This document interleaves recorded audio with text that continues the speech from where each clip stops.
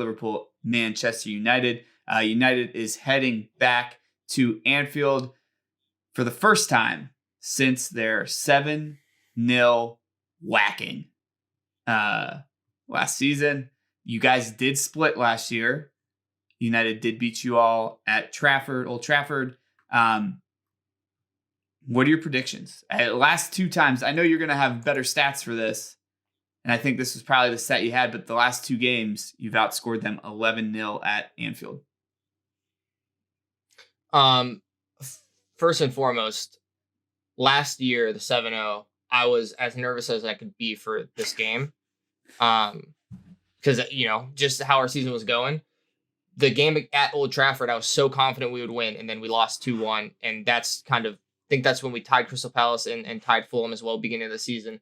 It never goes exactly how you think it's going to go. And right now, it seems like it's going to be an absolute drubbing. No Fernandez. Harry Maguire just got injured. I think Luke Shaw is also injured. I'm not sure. He's not on the report, but I know he went out of the game. Casemiro's out. Martinez obviously still out long term. I don't know what that back line is going to look like. That midfield is going to be McTominay, Amrabat, and Mainu probably, who I like a lot actually. And then up top, it doesn't matter. I don't think they're going to be seeing the ball a ton. It feels like it's going to just be like a 5-7 nothing win. Okay. Yeah. I guarantee you it won't be. I guarantee it'll be closer than you think it will. If it's not, great. The one stat that I was alluding to earlier, Andre Onana, okay? Their new goalkeeper. They got rid of De Gea for. Can play with his feet. Great. Awesome. I know we love that too, with Ederson probably being the best at it. Alisson being okay with some shaky moments sometimes. 39 goals allowed in 24 appearances. I know that's across the EFL Cup. That's across the Prem. That's across the Champions League. So like 1.7 goals a game, like rounding.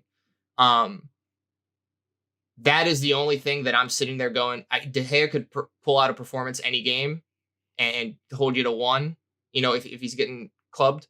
I don't think Onana has that ability. That is the only part where I'm saying, if we get a ton of shots off, he's gonna let 4 or 5 go by him. And they're also in such a bad position right now. Like, nobody wants to play this game if you're a United player.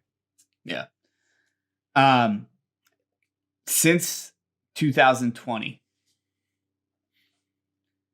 you guys on aggregate with United have outscored them 23-3. And there's only 1 draw and 1 United win in there. I think between 7 games or so. It's kind of insane, though, because they beat us in the FA Cup. Yeah, that's just the Premier League, and then you guys they also have a 4-0 victory in a friendly against you guys. I think that I said on the pod, and then I quickly corrected myself. I was like, always a tough game, always a close game. Absolutely not. I think the fact that Bruno's not in there is one of those things where it makes it really hard for them in the first half. But I do think part of Bruno's problem and part of United's problem is, as much as he's a net positive skill-wise in that first half, if you guys go up 1-0 or lo and behold 2-0 in the first half, he becomes a net negative in the second half. I think he's an energy suck. Truly. I think he's a vampire in the second half, especially if things aren't not going the right way, which is odd that he's a captain. You guys have Matip out for the season. Jota's unknown for this game. Has Thiago ever really played for McAllister's out? McAllister's out for sure. And then Robbo as well. He's not going to be back till Febs. But I just think that like the front line, as much as the front line does not matter for United in this game, I think the front line is so important for you guys that it's so much better than them, and their defense is so like just decimated that I agree. I think I could see 4. And if we do see 4, let's get into the last point here and maybe the most important thing, because you texted it to the group today. If we see a crooked number Are we really expecting Erik Ten Hag to be shown the pink slip? Okay, so as you've said, I'm the on the internet chronically guy. There are some outlets that are saying that they're already kind of looking for the options for a new manager. I personally, all banter aside, I think that there are just some players on that team that don't need to be there anymore. I think you have to make some, on paper, some really tough decisions, but I think chemistry wise, it's not a tough decision. Fernandez, I think, is as good as he is horrible at times. I know I said it last pod, but I'll increase my odds of getting it clipped. I think he got the yellow on purpose so he didn't have to play in this game. I think Rashford he needs a change of scenery, obviously. I don't think firing Ten Hag is the best thing long term, but I do think that they need to suffer before they're going to be any better. And I do think that that's essentially what they're going to have to do with him. And I think that would be the best option. I don't know who you go get, but I do think if it's like 4-5, 6-0, I think it's imminent. It might not be right after this game, but it'll be soon after. I think it's weird. It's like not the right move, but it's the only form of action they can take. You know what I mean? Like you can't just like cut everyone on the team. The only form of action they can take is getting rid of a manager. I do also think it's funny to think back to time when we're talking to Nick. Can you imagine, what was it, a year and a half ago, 2 years ago, that there's probably a world where he sits down at the kitchen table with his cup of coffee in his new coffee mug that we bought him this summer and misses Ralph Ragnick? I think that's an actual thing. Well, I know I said it like so long ago, that if you just strip away the numbers and the players like faces and whatever, and it's just people running around the pitch, I don't think you could tell the difference between an Ole team, a Ragnick team, and a Ten Hag team. And again, I think that is because I am all for player power. I think that players in general across all sports get abused a lot and taken advantage of and don't get what they actually should get. So it doesn't fill me with any amount of joy saying this, but I do think that when you have all these managers come in and it is the same headlines you're getting all the time, the players don't want to run, the players don't want to do this. They think, I think I saw one today where they're like, he just takes his Ten Hag takes his frustration out on the players and they don't like that or whatever.